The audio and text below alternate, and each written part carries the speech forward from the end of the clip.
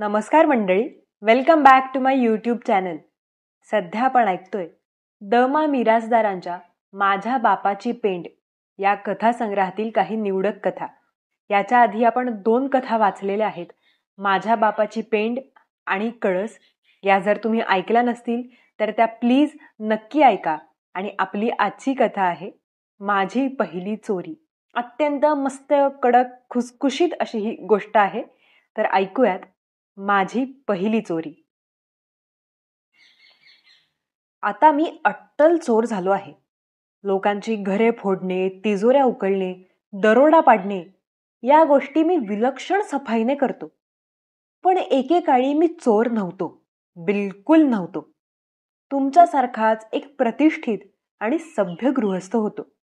दुसऱ्याचे पैसे उसनवार घेणे आणि ते परत न करणे, दुसऱ्याचे मागून आणलेले पुस्तक गमावून टाकणे, घरात आलेल्या पाहुण्यांची शक्य तितक्या लवकर रवानगी करण्याची व्यवस्था करणे, जो समोर नसेल त्याची इतरांपाशी कुचाळकी करणे, ही सभ्य गृहस्थाची सर्व वैशिष्ट्ये माझ्यापाशी होती.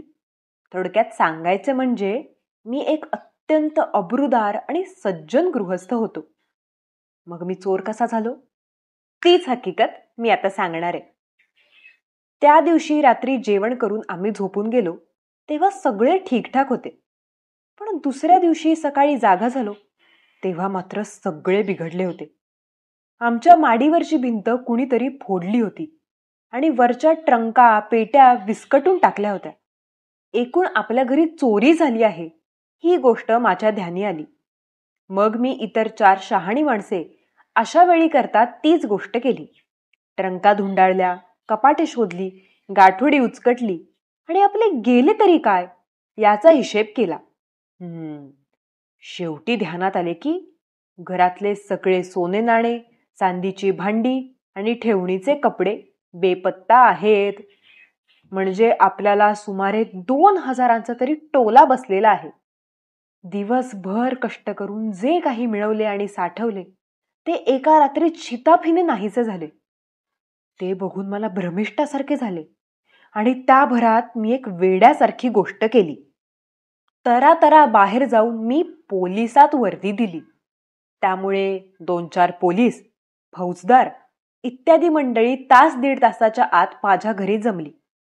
फौजदाराचा देह वाजवीपेक्षा अधिक विस्तृत होता. त्यांचे डोके आखूड आणि लहान होते. मिशा आकडेबाज होत्या. आपल्या जाड बोटांच्या फटीत धरून त्यांना पीळ घालीत ते खुर्चीवर बसले. घडलेली सगळी हकीकत त्यांनी मला विचारली. जे काही घडले ते मी त्यांना सांगितले. ते एका पोलिसाने टिपून घेतले. पंचनामा केला.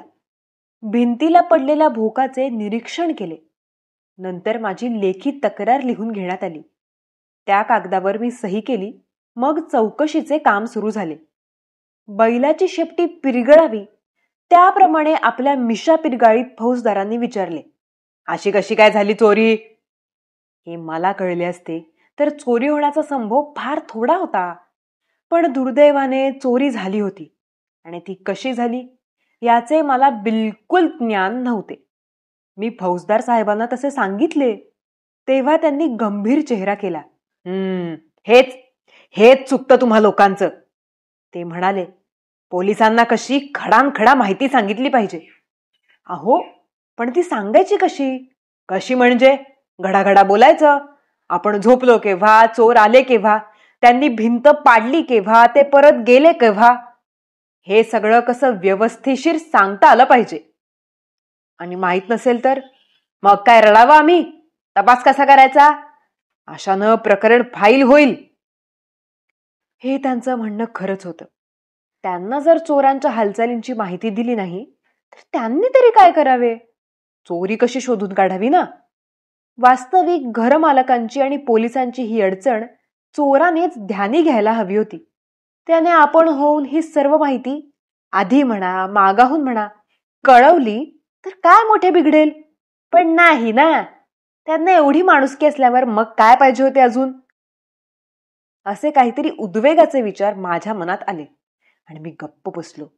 अपराध्यासारखा चेहरा केला.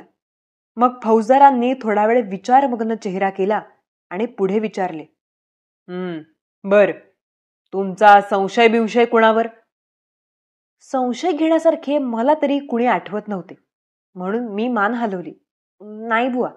असं कसं होईल? फौजदार खेकसून म्हणाले. तुम्हाला कुणाबद्दल तरी संशय वाटलाच पाहिजे. असं आहे काय? अलबत, ते ठासून म्हणाले. त्याशिवाय आम्हाला तपासच करता येणार नाही. बरोबर, असे म्हणून मी विचार करू लागलो. आता कुणाचा संशय घ्यावा म्हणून डोके खाजवू लागलो. तसं म्हणाल तर शेजारच्यांचा कुणाचा संशय नाही मला. मी म्हणालो. बर, पुढं? गल्लीतल्या लोकांचाही नाही. आता माझ्या बायकोला मात्र सवय खिशातले पैसे परभारे घ्यायची. असं? ही माहिती महत्वाची आहे. असे म्हणून फौजदारांनी ती माहिती आपल्या डायरीत टिपून घेतली. इकडची तिकडची थोडी चौकशी केली आणि मग या संध्याकाळी ऑफिसमध्ये असे सांगून ते बरोबरच्या पोलिसांना घेऊन डुलत डुलत निघून गेले. या वेळेपर्यंत आमच्या घरी बरेच पोलीस जमा झाले आहेत ही अद्भुत वार्ता आसपास पसरली होती. त्यामुळे बाहेर बरेच लोक जमा झाले होते आणि मी रिकामा होण्याचीच ते वाट पाहत होते. फौजदार साहेब गेल्यावर हे लोक भराभर आत शिरले आणि माझ्या भोवती कोंडाळे करून उभे राहिले. त्यात नानासाहेब, आप्पासाहेब, भाऊसाहेब ही प्रतिष्ठित मंडळी जशी होती तशाच रमाकाकू, गंगूआत्या, गोदूमावशी, सखूमावशी या सभ्य बायकाही होत्या. काय अण्णासाहेब, तुमच्याकडे चोरी झाली म्हणे? नानासाहेबांनी विचारले. मी मानेनेच होय असे म्हणून सांगितले. म्हणजे काय झालं तरी काय? मी थोडक्यात त्यांना काय घडलं ते सांगितलं. तेव्हा भाऊसाहेब कळवळून म्हणाले. अरे रे, हे चुकलं तुमचं अण्णासाहेब. सामान वर आणि आपण खाली, हे काही खरे नाही. आपण जिथं झोपायचं तिथंच सामान पाहिजे सगळं. भाऊसाहेबांचे म्हणणे खरे होते आणि ते मला तंतोतंत मान्य होते, परंतु त्याचा आता काही उपयोग नव्हता. पण ही गोष्ट जेव्हा मी भाऊसाहेबांना समजावून सांगण्याचा प्रयत्न केला तेव्हा ते फारच चवताळले आणि तावातावाने आपले म्हणणे कसे बरोबर आहे ते मला समजावून सांगू लागले. त्याबरोबर आप्पासाहेब चिडले आणि सामान उशाशी ठेवूनही चोरी सफाईने कशी होऊ शकते याची माहिती असलेली असंख्य उदाहरणे सांगायला त्यांनी सुरुवात केली. त्यामुळे घटकाभर कुणाचेच कुणाला समजेनासेच झाले. मी अगदी गांगरून गेलो आणि दोघांचेही म्हणणे खरे आहे असे नम्रपणे कबूल केले. तेव्हा कुठेही रणधुमाळी थांबली. बरं, गेले तरी काय काय? रमा काकूंनी विचारले. मी आठवून आठवून सांगू लागलो. चांदीची भांडी गेली सगळी, ठेवणीतले कपडेही गेले, जिन्साही गेल्या. काय काय होत्या जिन्सा? सखूमावशींचे कुतूहल जागृत झाले. बिलवर 4 तोळ्यांचे. पाटल्या जाळीच्या 4 तोळ्यांच्या. बरं. चपलाहार 5 तोळ्यांचा. हे ऐकल्यावर गंगूआत्या मध्येच तोंड घालून म्हणाल्या. म्हणजे तुमच्या मंडळींच्या अंगावर असतो तोच की नाही? होय, तोच. का बरं? मग तो चपलाहार कुठला? मग शकुंतला हार म्हणतात त्याला. असेल असेल, तोच असेल, मी म्हणालो. आणि 5 तोळ्यांचा कुठला आलाय? 4 तोळ्यांचा असेल फार तर, मी पाहिला होता ना. असेल, 4 तोळ्यांचाही असेल, माझ्या काही लक्षात नाही एवढं. वाद थांबवण्याच्या हेतूने मी घाईघाईने म्हणालो. बरं, त्या भिंतीचा भोग पाहायचंय ना, चला मग लवकर माडीवर. माडीवर नेऊन चोरांनी भिंतीला पडलेले छिद्र दाखवण्यात अर्धा तास गेला. कारण आलेल्या लोकांनी सर्व दृष्टींनी त्याची पाहणी केली, चर्चा केली, वाटाघाटी केल्या. 1-2 तर त्या भोकातून बाहेर जाता येते किंवा नाही याचा प्रयोग करून पाहणी केली आणि शेवटी चोराला यातून जाता येते असा निर्णय दिला. काहींनी त्याची लांबी रुंदी मोजली आणि एवढे मोठे छिद्र पाडायला निदान 1.5 तास तरी लागला असला पाहिजे असे आपसात ठरवले. या सबंध 1.5 तासात आम्ही एकदाही जागे झालो नाही यावरून एकतर आम्ही कुंभकर्णाचे अवतार असलो पाहिजे किंवा बहिरे तरी असलो पाहिजे असे बहुमोल विचारही त्यांनी व्यक्त केले. हे सगळे लोक घराबाहेर पडेपर्यंत मला माझ्या स्वतः संबंधी पुष्कळच नवीन ज्ञान प्राप्त झाले होते. त्यांच्या बोलण्याचा थोडक्यात सारांश असा होता की सामान वर आणि झोपणे खाली हा प्रकार मी करायला नको होता. बरे, केला तर रात्री अपरात्री माडीवर चक्कर मारून यायला हवी होती. निदान चोरीच्या रात्री तरी एकदा जागे व्हायलाच पाहिजे होते. यांपैकी एकही गोष्ट माझ्या हातून घडली नव्हती. तेव्हा मी पुरेपूर बावळट आणि नालायक गृहस्थ होतो. आणि मग माझी चोरी होणे ही गोष्ट केव्हाही बरोबर अशीच होती. इतके ज्ञानामृत मला पाजल्यानंतर ही सर्व मंडळी हळूहळू पांगली आणि घरात सामसूम झाल्यासारखे वाटले. आता दुपारचे 12 वाजायला आले होते. पोटात भूक ओरडत होती. म्हणून मी कावळ्यासारखी आंघोळ केली आणि वचा वचा 4 घास खाल्ले. मग थोडा वेळ पडावे म्हणून डोळे मिटतो तोच हाक ऐकू आली. अण्णासाहेब! अण्णासाहेब झक मारीत जागे झाले. कोण आहे? मी, आपला शामराव. कोण बुवा शामराव? असे म्हणून मी पांघरुणातून डोके वर काढून बघितले. बाहेर एक शिडशिडीत अंगाचा चपट्या नाकाचा माणूस दिसला. मी उठलो हे बघून तो दात विचकून मला म्हणाला, मी पलीकडच्या गल्लीतच राहतो. बरं मग? नाही, तुमची चोरी झाल्याचं कळलं मला, म्हणून चौकशी करायला आलो होतो. आपलं सहज. होय, झाली माझी चोरी. मग तुमची काही तक्रार आहे का? मी रागारागाने म्हणालो, नाही, तक्रार कसली म्हणा, पण अशी कशी काय झाली चोरी? झाली अशीच. 100 चोर आले होते. त्यांनी तोफ लावून भिंतीला भगदाड पाडले. झाली चोरी. झालं ना तुमचं काम? चला चालू लागा बरं. हो हो, झालंच म्हणायचं. असे म्हणून तो माणूस पळत पळत माडीवर गेला आणि खाली आला. काही नाही, भिंत बघून आलो असे म्हणाला आणि दरवाजा बाहेर पडून दिसेनासा झाला. हुश्श करीत मी डोळे मिटले तेवढ्यात पुन्हा हाक ऐकू आली. अण्णा! अरे अण्णा! हा आवाज तर माझे परमस्नेही बाळासाहेब यांचा होता. हो, आलो असे म्हणून मी ताडकन उठलो आणि त्यांच्या समोर जाऊन उभा राहिलो. चोरी कशी झाली हेच विचारायला आलात ना तुम्ही? चोरी? नाही बुवा, मी आपलं सहज आलो होतो. मला नाही बुवा चोरी झाल्याचं माहित. म्हणजे ही चोरी केव्हा झाली बुवा? बाळासाहेब लांब जीभ काढून आश्चर्याने म्हणाले, झाली काल रात्री. असं? आणि कशी काय झाली बुवा? आता काही माझी सुटकाच नव्हती. मग काल रात्री घडलेला सगळा रोमहर्षक प्रसंग मी बाळासाहेबांना समजावून सांगितला आणि ती ऐतिहासिक भिंतही त्यांना दाखवली. चहा दिला, पान तंबाखू दिली आणि त्यांना वाटेला लावले. तोच माझ्या ध्यानात आले की आपल्या घरासमोर तुफान गर्दी जमलेली आहे. हा काय प्रकार आहे म्हणून मी चौकशी केली. तेव्हा मला समजले की माझ्या घरी झालेल्या प्रकाराची चौकशी करण्यासाठी ही सगळी मंडळी जमा झालेली आहेत. हे बघितल्यावर मात्र माझे धाबेच दणाणले. या लोकांना नीट उत्तरे दिल्याखेरीज आता गत नाही हे माझ्या ध्यानात आले. आणि आता काय करावे म्हणून मी दाढी खाजवू लागलो. दुपारपर्यंत माझ्या घरी घडलेल्या चोरीची वार्ता सगळ्या गावात झाली होती आणि माणसांचे लोटच्या लोट माझ्या घराकडे वाहत येत होते. लोकांची सारखी रीघच लागल्यामुळे गर्दीचा बंदोबस्त करण्यासाठी मी पोलिसांना बोलावणे धाडले. ते येईपर्यंत घराभोवती जत्रेचे स्वरूप प्राप्त झाले होते. बंदोबस्ताला आलेल्या पोलिसांनी आपली कामगिरी बजावली. आलेल्या माणसांची त्यांनी बायका आणि पुरुष अशी वाटणी केली आणि त्यांच्या 2 रांगा लावल्या.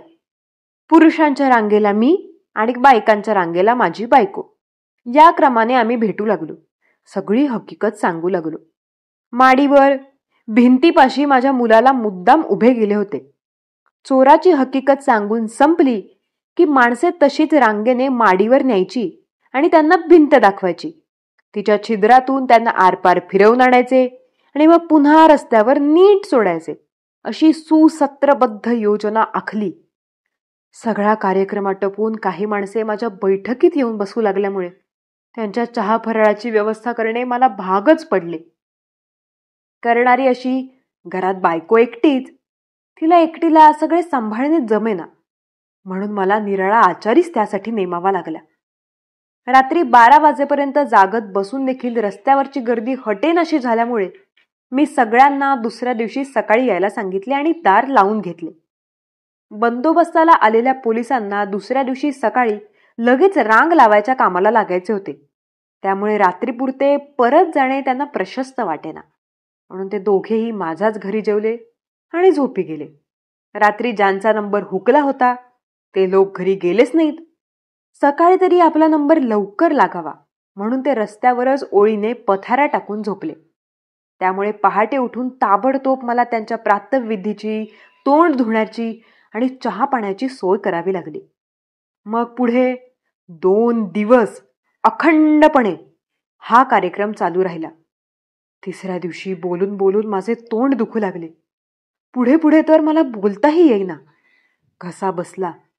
तेव्हा मी कागद घेऊन त्याच्यावर चोरीचा अथप्पासून इतिपर्यंत सर्व मजकूर लिहिला. संभाव्य शंकांची उत्तरे लिहिली आणि तो पुठ्ठ्यावर चिकटवून खिळायला लावून ठेवला. तो येईल त्याला वाचायला देऊ लागलो. खुणेनेच मान हलवून माडीवर जा असे म्हणून सांगू लागलो. दरम्यान मी एकदा फौजदार साहेबांकडे जाऊन आलो. फौजदार साहेब नेहमीप्रमाणे आपल्या लाडक्या मिशांना गोंजारीत खुर्चीवर बसलेले होते. त्यांच्या मिशा इतक्या झुपकेदार आणि सुबक होत्या की कोणालाही भीती वाटावी. त्या मिशा कुठल्याही घरात अडकवून ठेवल्या ना तर त्या घरात चोरीच व्हायची नाही असा एक चाणाक्ष विचार माझ्या मनात आला. मी आलेला पाहून ते म्हणाले, काय काही तपास लागला का पुढे? या प्रश्नाचे उत्तर देणे मला बरेच कठीण गेले. कारण तो प्रश्न वास्तविक मी त्यांना विचारायचा अशी माझी कल्पना होती. परंतु त्यांनीच तो मला विचारल्यावर बोलण्यासारखे काहीच राहिले नाही. मी मुकाट्याने मान हलवली. ते बघून ते विचारात पडले. म्हणाले, असं कसं सांगता? काहीच तपास लागला नाही म्हणता.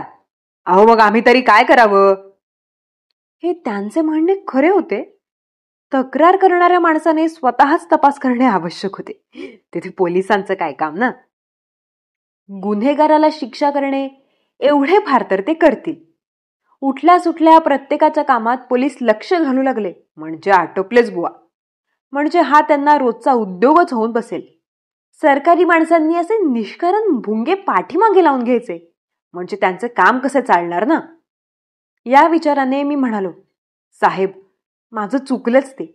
मी स्वतःच तपास करायला पाहिजे खरं म्हणजे. आत्ता कसं बोललात? मला उगीच वाटलं काय तुम्हीच तपास करणार आहात म्हणून. छे भलतच. आता मी स्वतः या उद्योगाला लागतो. शाबास, याला म्हणतात हिम्मत. तपास लागलाच तर तुमच्याकडे येतो. लावाच. चोराला भडव्याला पकडून आणा इथे ठाण्यावर म्हणजे मग पुढचं आम्ही बघतो. बर असे म्हणून मी त्यांना नमस्कार केला आणि घरी आलो. बघतो तो घरासमोरची गर्दी कमी तर झाली नव्हतीच, उलट वाढली होती. हे काय? हा काय प्रकार आहे? मी बायकोला विचारले. कसला प्रकार? पुन्हा ही तोबा गर्दी कुठली? चोरीला आता 2-3 दिवस झाले ना, बायकोने सांगितले. शिवाय आत्ताच तुम्ही फौजदारांकडे जाऊन आलात ना, मग पुढे काय झालं हे विचारायला पुन्हा पहिले लोक यायला लागले आहेत. आई ग, त्यांची निराळी रांग करा, मी सांगितले. आणि तपास चालू आहे, अजून विशेष काही हाती आलेले नाही अशी पाटी भिंतीला लावा. घराबाहेरही हाऊसफुलचा बोर्ड लटकावून टाका. असे म्हणून मी आतल्या खोलीत गेलो. मी बाहेर नसलो तरी लोकांचे मुळीच अडत नव्हते. त्यांचे काम व्यवस्थित सुरू होते. ते शिस्तीने आत येत होते, पाटीवरचा मजकूर वाचित होते आणि माडीवर जाऊन परत येत होते. माझे बोलणे ऐकून पोलिसांच्या जिभाही तयार झाल्या होत्या. त्यामुळे लोकांच्या शंकांचे निरसन करण्याचे काम तेही मोठ्या आस्थेवाईकपणे करत होते. मी आत जाऊन टपाल फोडले, वर्तमानपत्र वाचले. वर्तमानपत्रात आमच्या घरच्या चोरीची बातमी होतीच, टपालात बहुतेक नातेवाईकांची पत्रेही होती.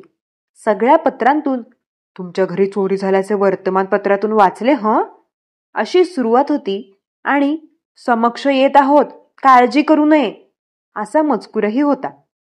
पत्राव्यतिरिक्त 4-2 ताराही होत्या. समक्ष येत आहोत, तोपर्यंत भिंतीचे भोक बुजवू नये अशी सगळ्या तारांमधून आगाऊच सूचना दिली होती. आश्वासन दिल्याप्रमाणे दुसऱ्या दिवशी सकाळपर्यंत सगळे नातेवाईक सहकुटुंब येऊन दाखल झाले.